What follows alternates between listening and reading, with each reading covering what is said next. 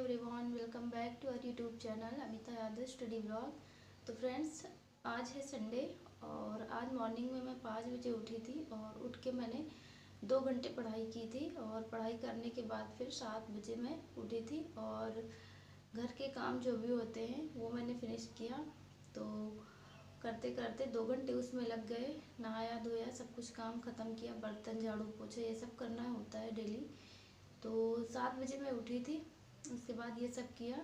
तो 2 घंटे मैंने हिस्ट्री पढ़ा था और नींद खुल गई अचानक से। तो मैंने देखा कि टाइम 5 बज गया था और अगर दोबारा सोती तो फिर लेट हो जाता उठने में, इसलिए मैं फिर उठ गई थी और हिस्ट्री पढ़ा है। और अभी नहा धो के बिल्कुल रेडी हो गए हैं। चाय भी बनाई, चाय पिया मैंने और बाकी चीज़ें जो भी थी वो किया। कपड़े वगैरह धुलने थे वो धुले और कपड़े आज मुझे प्रेस करने हैं। तो 3-4 सेट हो गए हैं मुझे प्रेस करने के लिए, तो आज मैं उनको प्रेस करूँगी। लेकिन अभी जा रहे हैं हम पढ़ने। और एक चीज़ आपको बतानी थी, इसलिए मैंने ये वीडियो बनाया है। तो मैं आज स्टडी वीडियो नहीं डालूँगी, मैं पढ़ूँगी अभी, लेकिन वो ब्लॉग मैं कल डालूँगी। हो सकता है या ना भी बनाऊँ, कोई ज़रूरी नहीं है कि मैं आज ब्लॉग बनाऊँ। लेकिन आज संडे है तो मुझे अपना इस टाइम का अच्छे से यूज़ करना है। और मैंने सोचा कि मैं एक चीज़ बतानी थी वो मैं आपको शेयर कर दूँ, इससे शायद आपको कुछ मोटिवेशन मिले और आप लोग भी अगर दे रहे हैं, पेपर वगैरह देना चाह रहे हैं या पेपर लगे हुए हैं, तो आप अच्छे से किस तरह से आप प्रिपरेशन कर सकते हैं। अभी मुझे जाना है आज शाम को, मुझे एमए की मार्कशीट निकलवानी है कैफ़े से। तो अभी मैंने पिछले साल एमए कंप्लीट किया है। तो मैंने एमए में हिस्ट्री से मैंने एमए किया है, मॉडर्न हिस्ट्री से। तो मैंने एमए में 80% 79.80% मेरे एमए में आए हैं। और मैंने प्राइवेट किया था, तो प्राइवेट फॉर्म मैंने डाला था क्योंकि जॉब में रहते हुए मैं रेगुलर नहीं कर सकती थी, इसलिए मैंने प्राइवेट एमए किया।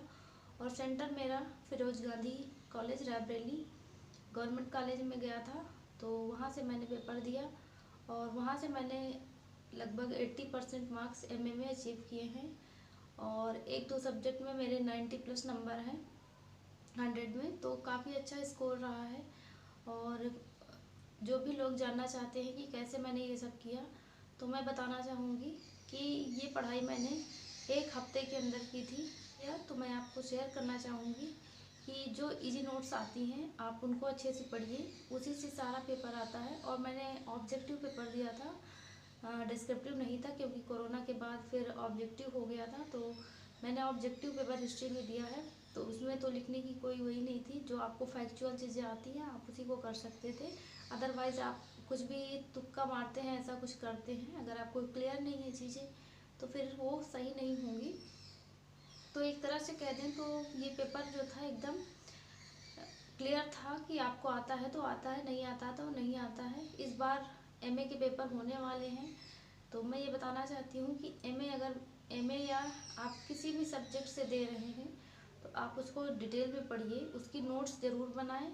आप 8-10 पेज की, एक सब्जेक्ट की नोट्स आप 8-10 पेज 15 पेज की बना सकते हैं।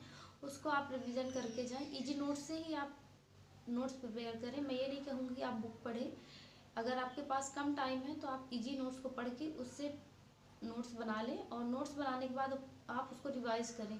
बस उतने में ही आपका अच्छे से बहुत अच्छा पेपर हो जाएगा। तो मैंने यही किया था और इस तरह से मैंने अपना एमए दिया था। तो यही स्ट्रेटजी थी, इसी तरह मैंने पढ़ाई किया था, क्योंकि ज़्यादा समय नहीं था मेरे पास। अचानक से पेपर की डेट आई थी, कुछ क्लियर नहीं था कि कब आएगा कब नहीं, क्योंकि कोरोना के बाद पेपर हुए तो ज़्यादा समय मिल नहीं पाया था। इस वजह से फिर मैंने इजी नोट्स ही पढ़ना बेहतर समझा। नोट्स भी अवेलेबल नहीं थी मार्केट में, मेरी एक फ्रेंड के पास थी, तो मैंने उससे ली थी और मैंने पढ़ के उसको रिटर्न कर दी।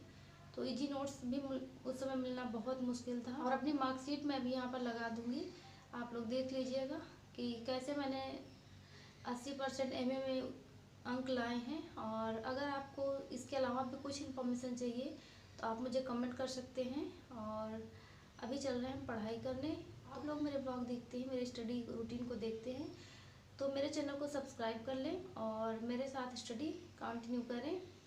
और मिलते हैं आपसे अगले वीडियो में, तब तक के लिए bye and take care. All the best.